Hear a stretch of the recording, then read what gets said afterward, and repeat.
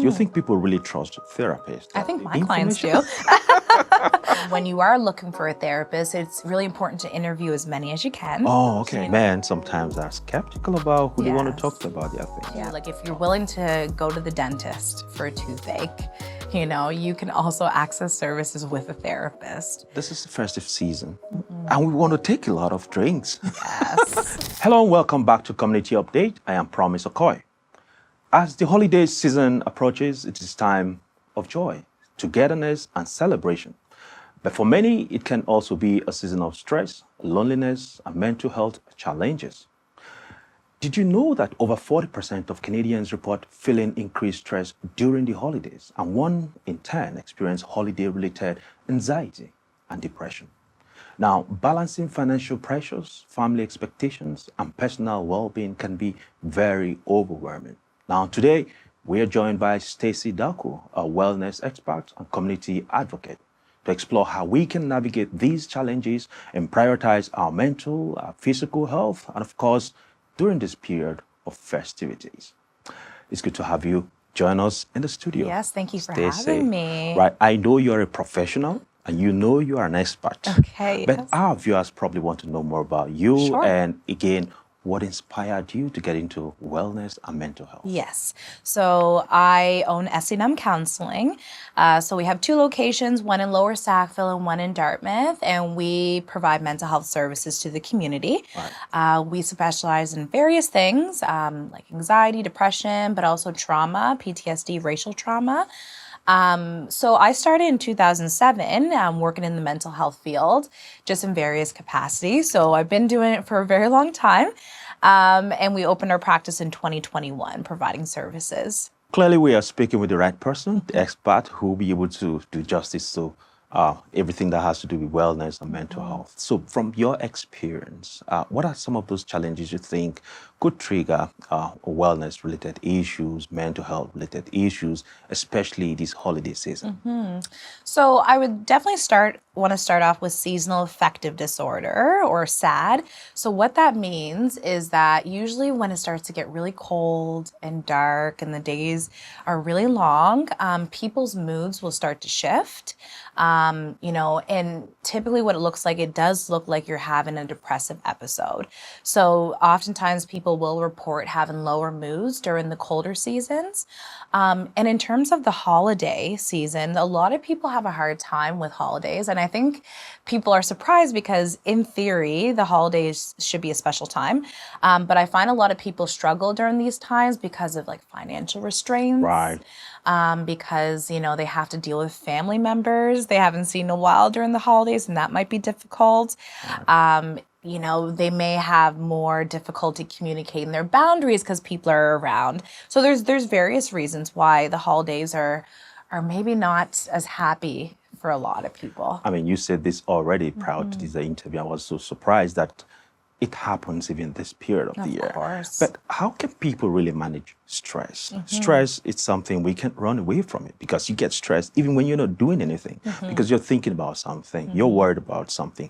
How should people manage stress, especially this time? Right. And, there's some stress that is really good for you. Right. And then there's other stress that, can be quite debilitating. I find especially with this time of year is, making sure you're taking care of your body is very important. So, with, your sleep schedule, your eating schedule, drinking lots of water, making sure you're, connecting with lots of people that bring you joy, setting your boundaries. So all of those things, can help with reducing of stress. Also to access mental health services, because like I said, like this time of year can be very difficult for lots of people for different reasons. Right. Well, Stacey, the thing is, sometimes even people around you don't know that you're in that situation. But you've had the privilege of talking to so many people who probably have shared their triggers, some of which you've mentioned. How can people around other people know that their loved ones are experiencing trauma, like you did mention earlier on, and help them overcome these things. Right. And you're right. Some people may not share. Right. Sometimes people are smiling, but they're hurting inside. So it is difficult to determine, what's happening around the people around you. Unless they speak up. Unless if they say something. So I think, as a community, as a society, I think we just need to check in with everyone, Right. check in with our loved ones and say, like, are you okay? Because, people may share or they may not share, but I think it is important. Also, I think it is important to notice signs. So if you're noticing a shift in a behavior, then maybe point it out. Right. Talk to us specifically on wellness. Right. When you say wellness, what do you mean by that?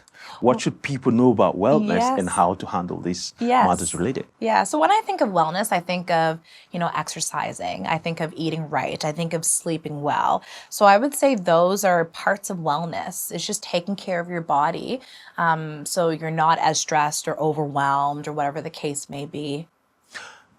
This is the festive season, and we want to take a lot of drinks, Yes. a lot of food and all that. So what would you be telling people? Are you telling them to be cautious of what they eat or just don't eat at all? Oh, What's your no, take? of course not. We need to enjoy the sweets and all the good stuff.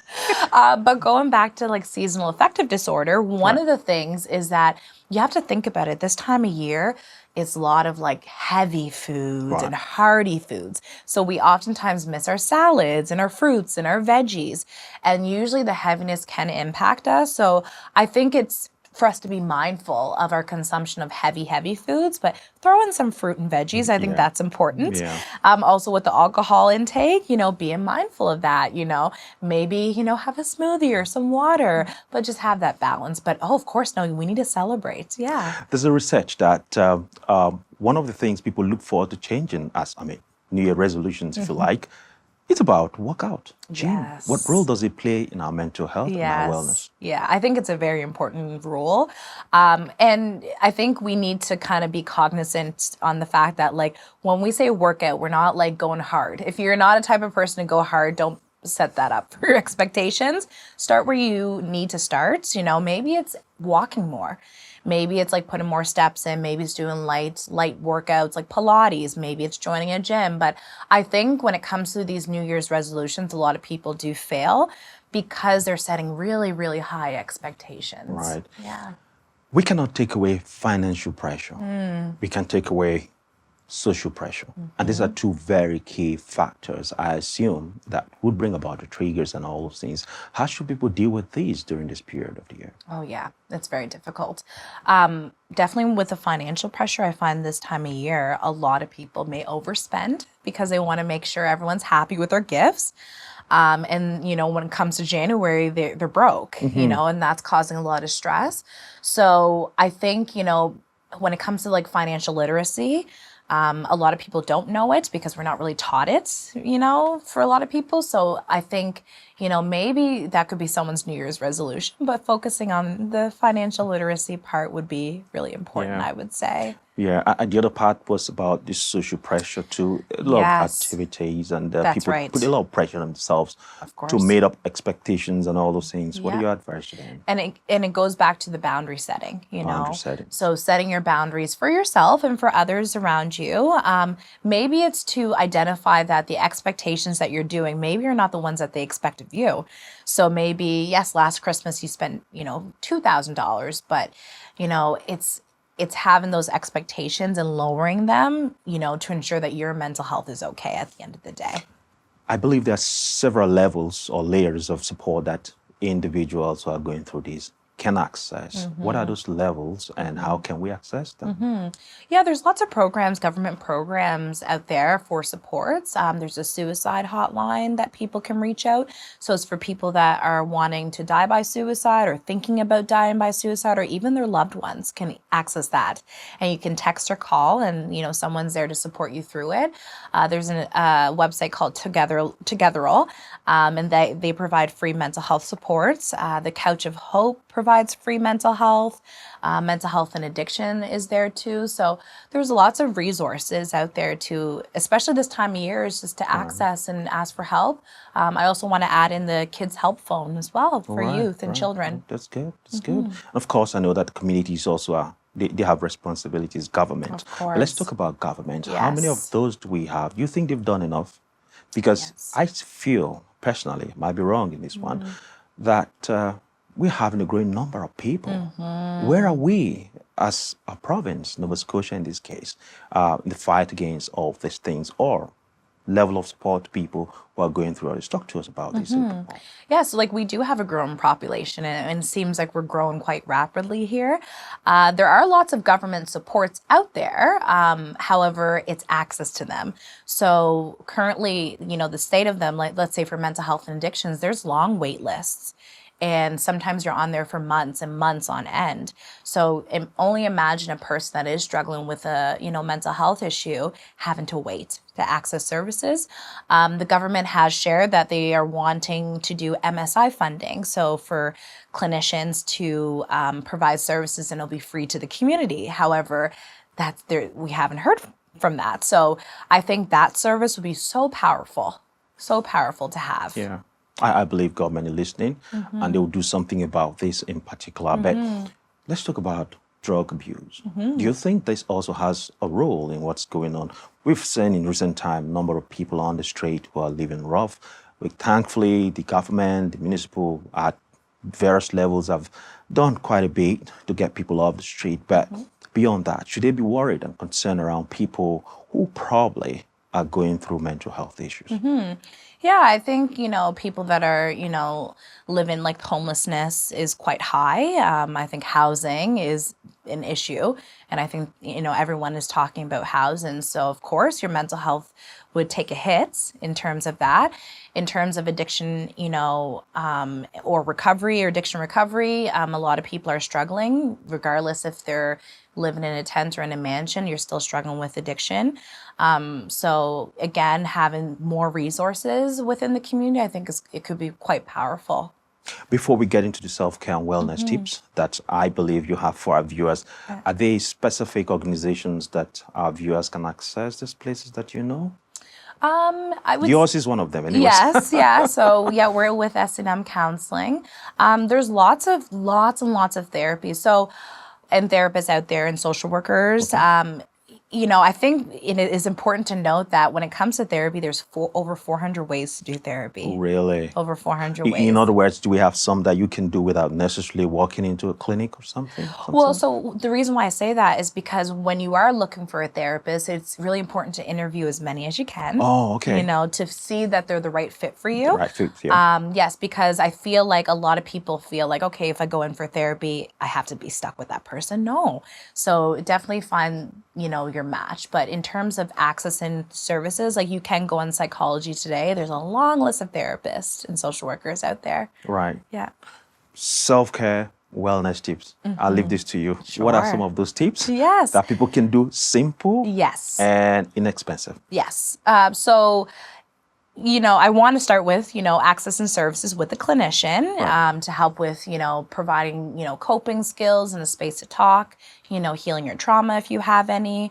Also to moving your body if it looks like going to a gym or even walking outside, making sure you're drinking lots of water, ensuring you're having a good sleep routine is really important as well. And you're eating a balanced meal.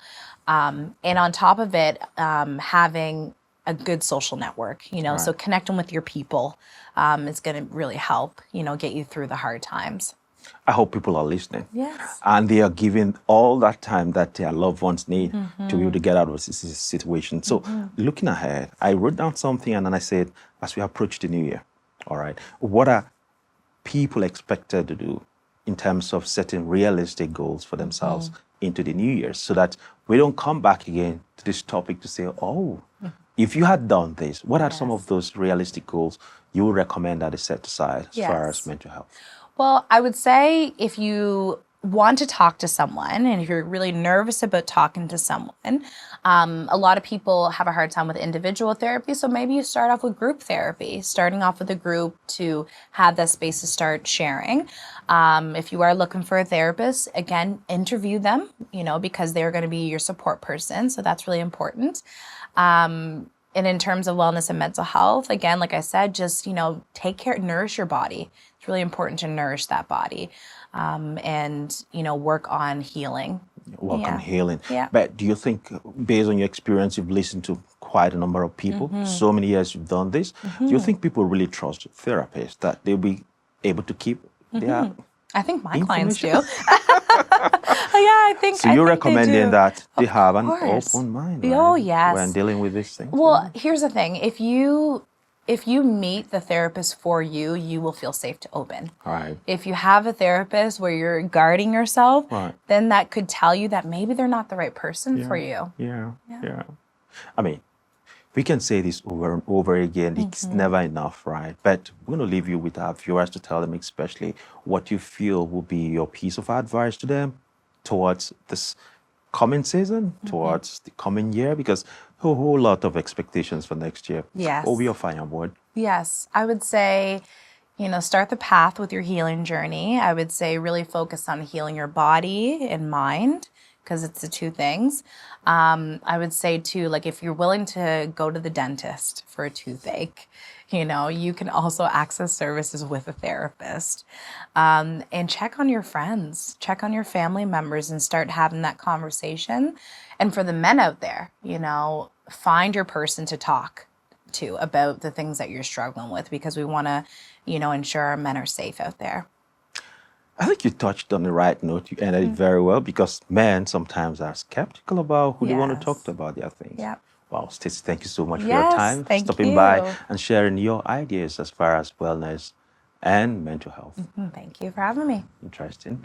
Right, thank you for joining us on this important discussion about holiday wellness. I call it holiday wellness. Now, remember, the holiday season is a time to care not just for others, but also for yourself. You heard me, for yourself. Until next time, stay well, stay safe, and stay connected. I am Promise Okoy, and this is Community Update, wishing you a balanced and happy holiday season. Take care.